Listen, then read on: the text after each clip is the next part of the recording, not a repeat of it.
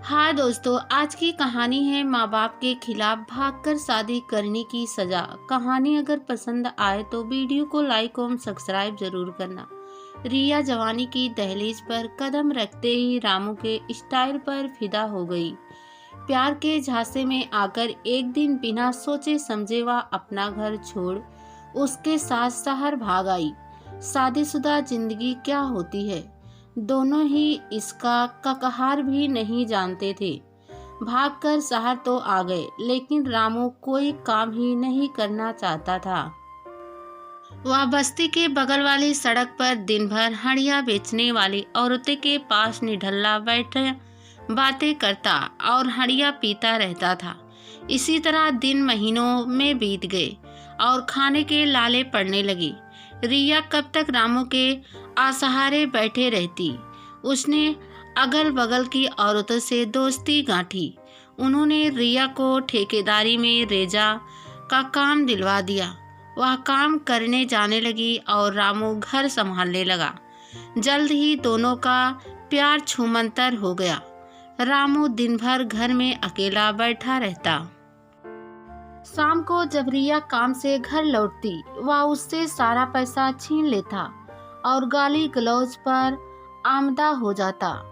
तू अब आ रही है, दिन भर अपने भतार के घर गई थी, पैसा कमाने, ला दे। कितना पैसा लाई है?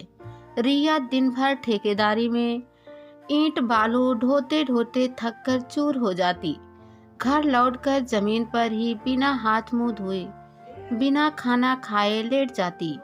ऊपर से शराब के नशे में चूर रामू उसके आराम में खलल डालते हुए किसी भी अंग पर बेधड़क हाथ चला देता। वह छटपटा कर रह जाती। एक तो हाड़ तोड़ मेहनत, ऊपर से रामू की मार खा खा कर रिया का गतराया बदन गलने लगा था। तरह तरह के ख्याल उसके मन में आते रहते। कभी सोचती कितनी बड़ी गलती की ऐसे शराबी से शादी करके। वह जवानी के जोश में भाग आई। इससे अच्छा तो वह सुखराम मिस्त्री है। उम्र में रामू से थोड़ा बड़ा ही होगा, पर अच्छा आदमी है। कितने प्यार से बात करता है। सुखराम रिया के साथ ही ठेकेदारी में मिस्त्री का काम करता था। वह अकेला ही रहता था, पढ़ा लिखा तो नहीं था, पर सोच विचार का अच्छा था। सुबह सवेरे नहा धोकर वह काम पर चला आता। शाम को लौटकर जो भी सुबह का पानी भात बचा रहता उसे प्यार से खा पी कर सो जाता। शनिवार को सुखराम की खूब मौज रहती। उस दिन ठेकेदार हफ्ते भर की मजदूरी देता था। रविवार को सुखराम अपने ही घर में मुर्गा पकाता था। मौज मस्ती करने के लिए थोड़ी शराब भी पी लेता और जमकर मुर्गा खाता। रिया से सुखराम की नई नई जान पहचान हुई थी। एक रविवार को उसने रिया को भी अपने घर मुर्गा खाने के लिए बुलाया, पर वह लाज के मारे नहीं गई। साइट पर ठेकेदार का मुंशी सुखराम के साथ रिया को ही भेजता था। सुखराम जब बिल्डिंग की दीवारें जोड़ता तो रिया फुर्ती दिखाते हुए जल्दी जल्दी उसे जुगाड़ मसलन ईंट बालू देती जाती थी। सुखराम को बैठने की फुर्सत ही नहीं मिलती थी।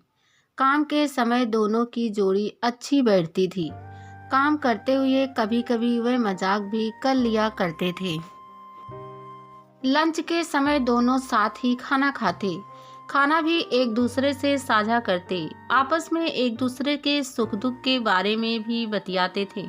एक दिन मुंशी ने सुखराम के साथ दूसरी रेजा को काम पर जाने के लिए भेजा, तो सुखराम उससे मिन्नतें करने लगा कि उसके साथ रिया को ही भेज दे। मुंशी ने तिरछी नजरों से सुखराम को देखा और कहा, क्या बात है सुखराम, तुम रिया को ही अपने साथ क्यों रखना चाहते हो? सुखराम थोड़ा झेप सा गया, फिर बोला, बाबू बात यह है कि रिया मेरे काम को अच्छी तरह समझती है कि कब मुझे क्या जुगाड़ चाहिए। इससे काम करने में आसानी होती है। ठीक है, तुम रिया को अपने साथ रखो, मुझे कोई एतराज नहीं है, बस काम सही से होना चाहिए। लेकिन आज तो रिया काम पर आई नहीं है। आज तुम इसी नई रेंजा से काम चला लो। झक मारकर सुखराम ने उस नई रेंजा को अपने साथ रख लिया, मगर उससे उसके काम करने की पटरी नहीं बैठी। तो वह भी लंच में सिरदर्द का बहाना बनाकर हाफ डे करके घर निकल गया। दरअसल रिया के नहीं आने से उसका मन काम में नहीं लग रहा था। दूसरे दिन सुखराम ने बस्ती जाकर रिया का पता लगाया तो मालूम हुआ कि रामू ने घर में रखे 20 किलो चावल बेच दिए हैं। रिया से उसका खूब झगड़ा हुआ है। गुस्से में आकर रामू ने उसे इतना मारा कि वह बेहोश हो गई। वह तो उसे मारे ही जा रहा था, पर बस्ती के लोगों ने किसी तरह उसकी जान बचाई। सुखराम ने पड़ोस में पूछा, रामू अभी कहाँ है? किसी ने बताया कि वह शराब पीकर बेहोश पड़ा है। सुखराम हिम्मत करके रिया के घर गया। चौखट पर खड़े होकर आवाज दी तो रिया आवाज सुनकर झोपड़ी से बाहर आई। उसका चेहरा उतरा हुआ था। सुखराम से उसकी हालत देखी ना गई। वह परेशान हो गया, लेकिन कर भी क्या सकता था। उसने बस इतनी ही पूछा, क्या हुआ जो 2 दिन से काम पर नहीं आ रही हो? दर्द से कहारती रिया ने कहा, अभी इस चांडाल के साथ रहा नहीं जाता सुखराम। यह नामर्द न कुछ करता है और न ही मुझे कुछ करने देता है। घर में खाने को चावल का एक दाना तक नहीं छोड़ा। सारे चावल बेचकर शराब पी गया। जितना सहोगी उतना ही जुल्म होगा तुम पर। अब मैं तुमसे क्या कहूँ? कल काम पर आ जाना, तुम्हारे बिना मेरा मन नहीं लगता है। इतना कहकर सुखराम वहाँ से चला आया।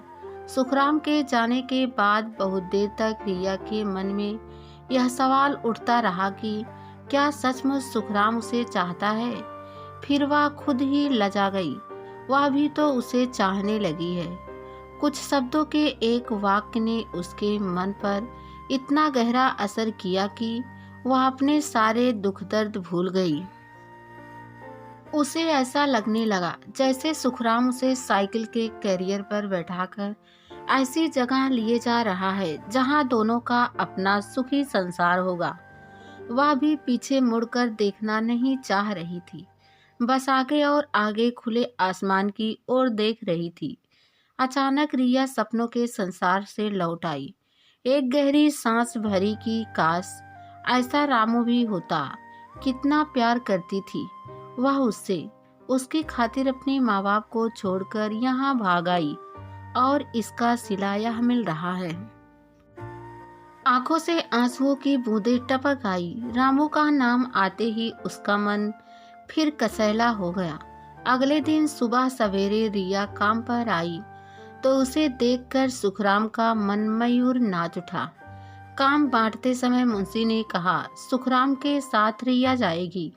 साइड पर सुखराम आगे आगे अपने औजार लेकर चल पड़ा। पीछे पीछे रिया पाटा, बेलचा, सीमेंट ढोने वाला तसला लेकर चल रही थी। सुखराम ने पीछे घूमकर रिया को एक बार फिर देखा। वह भी उसे ही देख रही थी। दोनों चुप थे। तभी सुखराम ने रिया से कहा, तुम ऐसे कब तक रामू से पिटती रहोगी रिया? देखें जब तक मेरी किस्मत में लिखा है। रिया बोली, तुम छोड़ क्यों नहीं देती उसे? सुखराम ने सवाल किया। फिर मेरा क्या होगा? मैं जो तुम्हारे साथ हूँ। एक बार तो घर छोड़ चुकी हूँ और कितनी बार छोड़ूंगी। अब तो उसी के साथ जीना और मरना है। ऐसे निकम्मे के हाथों पिटते पिटते एक दिन तुम्हारी जान चली जाएगी रिया। क्या तुम मेरा कहाँ मानोगी? बोलो। रामू एक जोक की तरह है जो तुम्हारे बदन को चूस रहा है। कभी आईने में तुमने अपनी शक्ल देखी है? एक बार देखो, जब तुम पहली बार आई थी कैसी लगती थी, आज कैसी लग रही हो। तुम एक बार मेरा यकीन करके मेरे साथ चलो। हमारी अपनी प्यार की दुनिया होगी। हम दोनों इज्जत से कमाएंगे खाएंगे। बातें करते करते दोनों उस जगह पहुंच चुके थे जहां उन्हें काम करना था। आसपास कोई नहीं था। वे दोनों एक दूसरे की आंखों में समा चुके थे।